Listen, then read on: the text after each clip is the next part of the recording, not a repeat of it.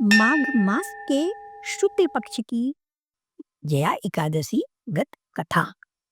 धर्मराज युधिष्ठिर बोले, हे भगवान, आप स्वदेज, अंडज, उद्भिज और जरायुज चारों प्रकार के जीवों के उत्पन्न, पालन तथा नाश करने वाले हैं। अब आप कृपा करके माघ शुक्ल एकादशी के विषय में भी बतलाइए। इस एकादशी का क्या नाम है तथा इसके व्रत का क्या विधान है, इसकी विधि क्या है, इसका व्रत करने से किस फल की प्राप्ति होती है और इसमें कौन से देव का पूजन किया जाता है। कृपया यह सब विधान पूर्वक कहिए। श्री कृष्ण कहने लगे कि हे राजन, माघ शुक्ल एकादशी के दिन आने वाली एकादशी को जया एकादशी के नाम से जाना जाता है।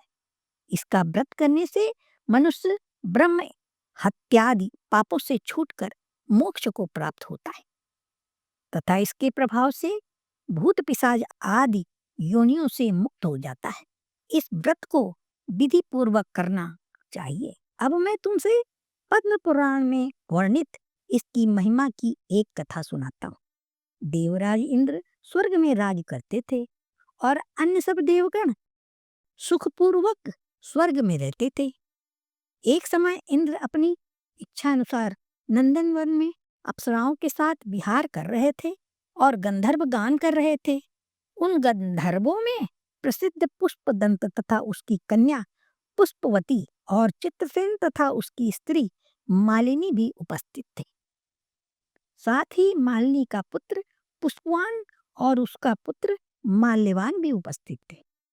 पुष्पवती गंधर्व कन्या माल्यवान को देखकर उस पर मोहित हो गई और माल्यवान पर काम बाण चलाने लगी।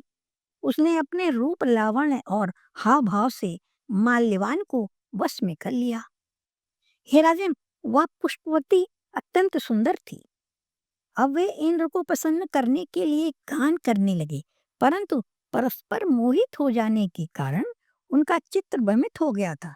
इनके ठीक प्रकार न गाने तथा स्वर ताल ठीक नहीं होने से इंद्र इनके प्रेम को समझ गया और उन्होंने इसमें अपना अपमान समझकर उनको शाप दे दिया।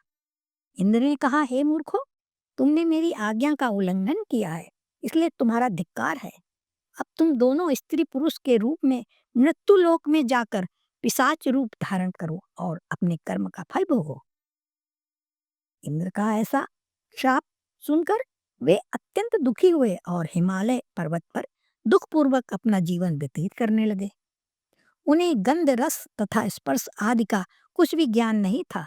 वहां उनको महान दुख मिल रहे थे। उन्हें एक क्षण के लिए भी निद्रा नहीं आती थी।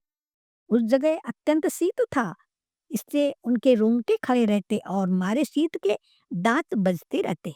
एक दिन पिशाच ने अपनी स्त्री से कहा कि पिछले जन्म में हमने ऐसे कौन से पाप किए हैं जिससे हमको यह दुखदाई पिशाच योनि प्राप्त हुई है। इस पिशाच योनि से तो नरक के दुख सहना ही उत्तम है, अतः हमें अब इसी प्रकार का पाप नहीं करना चाहिए। इस प्रकार विचार करते हुए वे अपने दिन व्यतीत कर रहे थे। दैवी योग से तभी माघ मास में शुक्ल पक्ष की जया नामक एकादशी आई। उस दिन उन्होंने कुछ भी भोजन नहीं किया एवं अच्छे अच्छे कार्य किए, केवल फल फूल खाकर ही दिन व्यतीत किया और सायंकाल के समय दुखी अवस्था में पीपल के वृक्ष के नीचे बैठ गए। उस समय सूर्य भगवान अस्त हो रहे थे। उस रात को अत्यंत ठंड थी, इस कारण वे दोनों शीत के मारे अति दुखित होकर अटक के समान आपस में चिपटे हुए पड़े रहे। उस रात्रि को उनको निद्रा भी नहीं आई। जया एकादशी के उपवास और रात्रि के जागरण से दूसरे दिन प्रभात होते ही उनकी पिशाच योनि से छुटकारा मिला। अत्यंत सुंदर गंधर्व और अप्सरा की देह धारण कर सुंदर वक्ता आभूषणों से अलंकृत होकर उन्होंने स्वर्गलोक को प्रस्थान किया। उस समय आकाश में देवता उनकी स्तुति करते हुए पुष्प वर्षा करने लगे।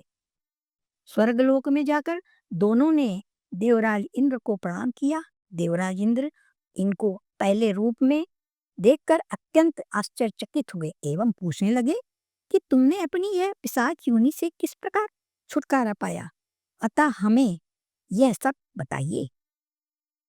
माल्यवान बोले, हे देवेंद्र, भगवान विष्णु की कृपा और जया एकादशी के व्रत के प्रभाव से ही हमारी पिशाच देह छूटी है।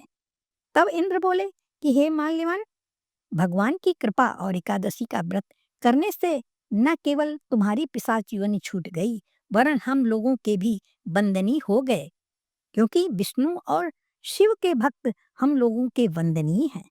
अतः आप धन्य हैं। अब आप पुष्पवती के साथ जाकर विहार करो। श्री कृष्ण कहने लगे कि हे राजन युधिष्ठिर, इस जया एकादशी के व्रत से बुरी योनि से भी मुक्ति मिल जाती है। जिस मनुष्य ने जया एकादशी का व्रत किया है, उसने मानो सब यज्ञ जप दान आदि कर लिए। जो मनुष्य जया एकादशी का व्रत करते हैं, वे अवश्य ही 1000 वर्ष तक स्वर्ग में वास करते हैं। बोलो जया एकादशी माता की जय।